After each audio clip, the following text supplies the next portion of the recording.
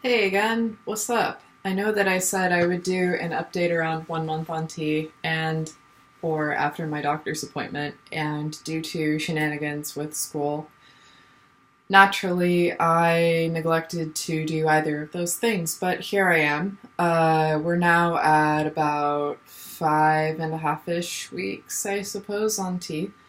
Uh, Not a whole lot to report, some stuff that I wanted to update. Um, I mentioned in a previous video that I was having trouble with the adhesive stuff on the patches and that I was actually considering going back to injectable or going to injectable. Sorry, I've never done injectable before. I don't know why I said that. But I brought that up at my appointment, my 1 month tea appointment, and my prescribing doctor suggested acetone, i.e., nail polish remover. And that seems to be working all right. She said that alcohol is not actually going to be that effective, but that acetone should work. So far, so good. I have been finding that my skin's a little bit oilier. I am definitely getting a lot more acne on my face. Not insignificant part of that is probably related to stress. I'm coming up on all of my final projects for school being due, and it's my last term in undergrad, and it's really scary. So that's the thing. But with the oilier skin, as I mentioned, I'm finding that less of the residue is actually sticking, which is not bad. My doctor also answered the question of placement for the patches because for the past, the 4 weeks or so leading up to my appointment, I had been really trying to rotate the body part that I was applying the patch to every single time that I was putting on a new one. And she said that as long as it's not like directly over where the previous patch was, that you can totally use the same body part or just rotate, either leg or whatever works for you each day. And the real concern is just that if you put your patch in exactly the same spot, you are likely to get some skin irritation just because skin doesn't really like having stuff stuck to it all the time. There are a couple of things that I have been noticing that it's just taken being on tea for this long to notice. One is that I'm coming up on my second menstrual cycle in the next weekish, give or take, since I started testosterone. And symptoms of PMS have, for me, I feel that they are a lot more intense since I started tea. In the first round, I suppose, I was feeling alright in the sense that I was really excited. This was newer than it is, and I was feeling hungry, and I was feeling like a libido for the first time in God only knows. And that was all really exciting. So, now that the novelty has worn off, as I suspected it would, things I'm noticing. One is that my anxiety really spikes right before my cycle, and my emotional sensitivity really spikes before my cycle. Something I've noticed both last cycle and also this one is that I'm getting a lot of bloating around this time, and that isn't any fun. I am someone who has been diagnosed with an eating disorder, and so I've had kind of a hit or miss relationship with my body sometimes. And so, a week ahead of my cycle, I've been feeling just hyper aware of the shape of my stomach. I just recently was a subject for a photo shoot of non-binary and other gender non-conforming folks for a student on campus. And when I saw one of the photos that this person took of me, all I could really see was how my stomach looked, and I wasn't really a fan. But I digress. That's related to a lot of things, but I do think that where I am in my menstrual cycle is likely to be one of those things. one other thing that my doctor mentioned is that she said she would be very surprised if my voice really began to drop now or, half a week ago when she saw me. She said, really, especially for low dose, it does tend to be around 3 months that people start to notice that.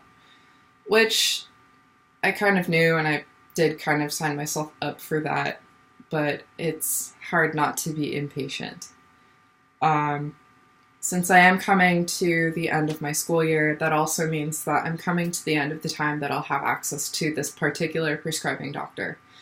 And that has been causing me a little bit of grief. When my pharmacy at school dispensed my patches to me, they gave me a 4-month supply.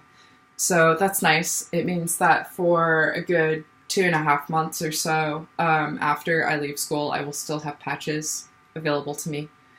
I did hear my prescribing doctor, and I think my therapist as well, mention that our local Planned Parenthood is apparently quite good with trans care, which surprises me but doesn't, in the sense that obviously Planned Parenthood is more associated with reproductive care rather than, I guess, trans maintenance and transitional care.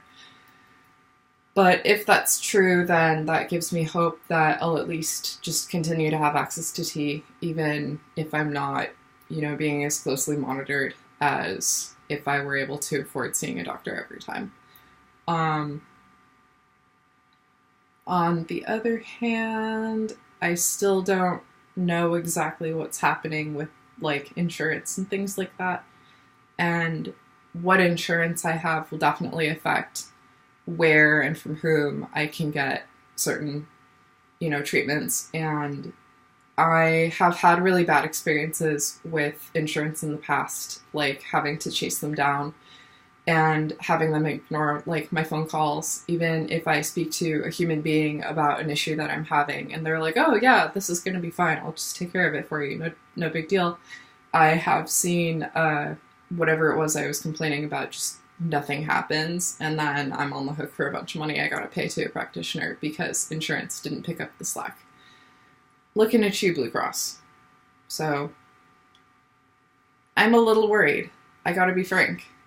Not necessarily immediately with continuity of care for access to testosterone, but just, I do see a therapist. I do have other medications that I'm taking. And I really worry about what access will look like to those things on an ongoing basis. Particularly, one of the things that I experience is ADHD, and so I, among other things, am on a scheduled medication, which is a stimulant, and for that medication, the prescribing doctor, at least for this on-campus pharmacy, they have forced me to hand carry to them a paper prescription every month. It's been a little ridiculous, and I'm not really hiding my bitterness very well. I know that that's not necessarily going to be true for other pharmacies or for other doctors, but again, I'm just worried about roadblocks, hoops I gotta jump through, the fact that ACA plan for the frequency of care that I would need. It's looking like it's going to be about $265 a month before any copays for any treatment that I receive, whether that be psychiatric or therapy or medication. Good old USA. But those are the things that I'm looking at right now. Those are some of the things that I've been experiencing. Fitness has been going fine. I actually had to miss a yoga class today because of an unforeseen emergency, and I'm feeling a little bummed about that. But one of the things I am hoping will be really grounding for me going forward as school comes to a close is being able to stay active in fitness. It's going to look a little different. I always have trouble a little bit when my routine has to change due to just life shifts. But I'll still have access to a gym, I hope.